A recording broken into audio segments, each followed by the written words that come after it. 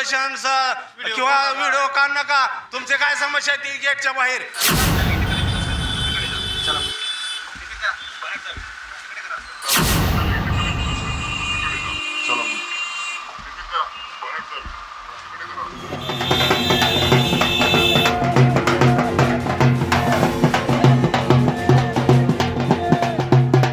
तुमचं निवेदन कुणाला द्यायचं त्यांच्याकडे जावा. अजिबात इथं थांबू नका म्हणून आम्हाला त्यांनी धमकी द्यावी.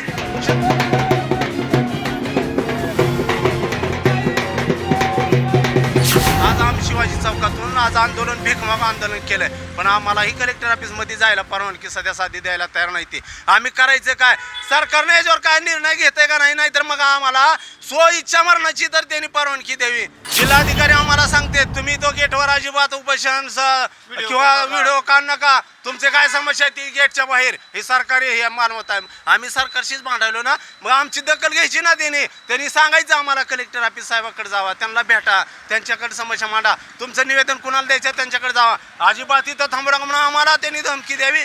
शेतकऱ्याला आम्ही विनंती करतो, आम्ही कशासाठी मागणी करायला आलो साहेब, तर त्यांनी म्हणते अजिबात तुम्ही गेटच्या आत थांबायचं नाही.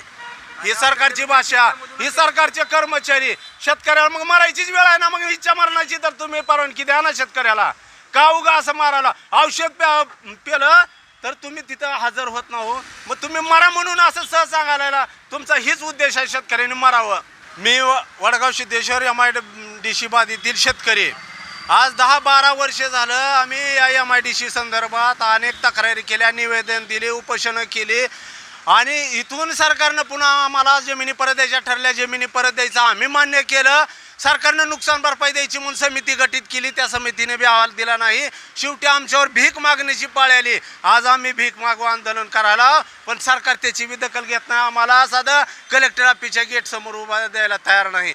सरकार MIDC करायला तयार आहे, डिजिटल इंडिया करायला तयार आहे, चौकड म्हणले कामं करायला तयार आहे, पण आमच्या MIDCचा त्यांना का म्हणजे दुःख वाटायलंय का. आम्हाला त्यांनी म्हणजे लांब सारले कशामुळं एवढं का. अनेक MIDC महाराष्ट्रामध्ये झाल्या.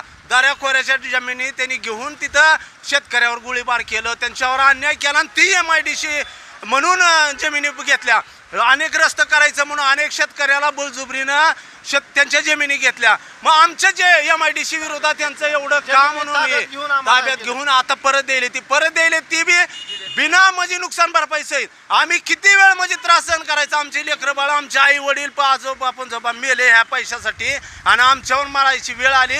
आज आम्ही शिवाजी चौकातून आज आंदोलन भीकमाग आंदोलन केलंय, पण आम्हालाही कलेक्टर ऑफिसमध्ये जायला परवानगी सध्या साधी द्यायला तयार नाही. ती आम्ही करायचं काय, सरकारने याच्यावर काय निर्णय घेतोय का नाही, तर मग आम्हाला स्व इच्छा मरणाची तर त्यांनी परवानगी द्यावी.